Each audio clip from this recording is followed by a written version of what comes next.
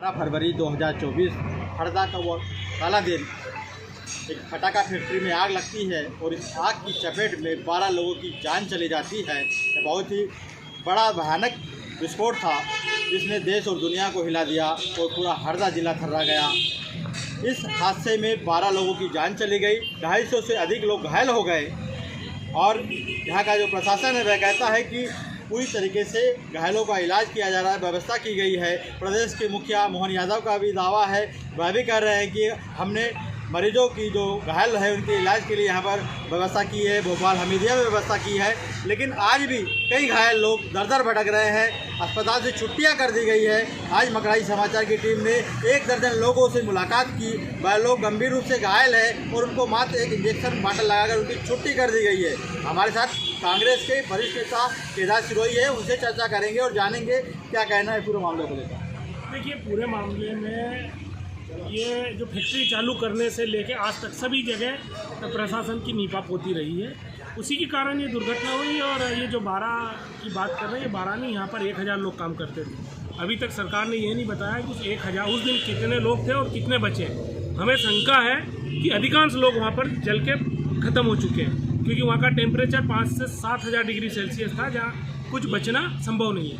सवाल आता है यहाँ रेस्क्यू हुआ ही नहीं, मटिया में किया गया है, सबूत मिटाने का काम किया।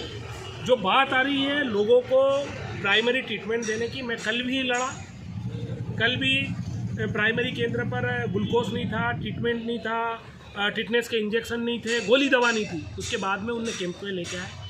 जो लोग हॉस्पिटल में एडमिट किए गए थे उनको बस छोटा मोटा पट्टी लगा के भगा दिया जा रहा था।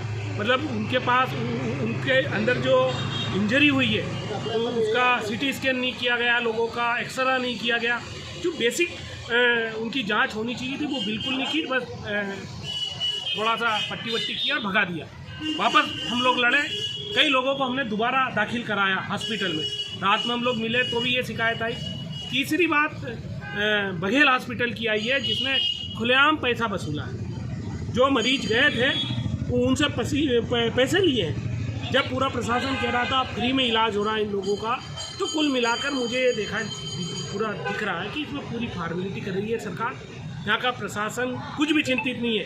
इतना बड़ा मतलब जनहानि हुआ है, वाकई में आपने काला, ये हमारे हरदा के लिए, हमारे जीवन काल के लिए काला दिन था। इतनी बड़ी दुर्घटना हुई है, उसके बाद में यहाँ के जो प्रशासनिक अधिकारी वो बिल्कुल भी सिंसियर नहीं है, लोगों का केयर बिल्कुल नहीं कर रहे, कुल मिलाकर खाना पूर्ति और लापरवाही कर रहे हैं। घायलों का ये कहना है कि जब हम अस्पताल गए तो डॉक्टरों का कहना है कि आप मुआवजे के लिए आए हो। यही दुर्भाग्य इस तरीके का कहा गया, ये बर्ताव रखा गया, इससे आप लग सकता है ना। मेरा ये कल से ये कहना है कि इन लोगों में मानवीयता मर चुकी है। ये इतने भ्रष्ट हो चुके हैं कि सिर्फ इनको पैसा पैसा पैसा चाहिए। मानवीयता का इनके पास में कोई काम नहीं बचा, इनके मन में मानवीयता नहीं है। इसी तरीके का व्यवहार कर रहे हैं, इसी कारण ये घटना हुई, नहीं की होती। नगरीय सीमा क्षेत्र में कई वर्षों से ये फटाका फैक्ट्री संचालित हो रही है, इसके लिए कौन जिम्मेदार अधिकारियों को कार्रवाई होना चाहिए? CMO तुरंत FIR होनी चाहिए, कलेक्टर पे FIR होनी थी, SP पे FIR होनी थी। उसके बाद में ये लेबर इंस्पेक्टर और जितने भी वो निरीक्षक बारवा जो है उसको कोर्ट में इतनी बार सम्मन भेजा गवाह देने के लिए, वो गया नहीं।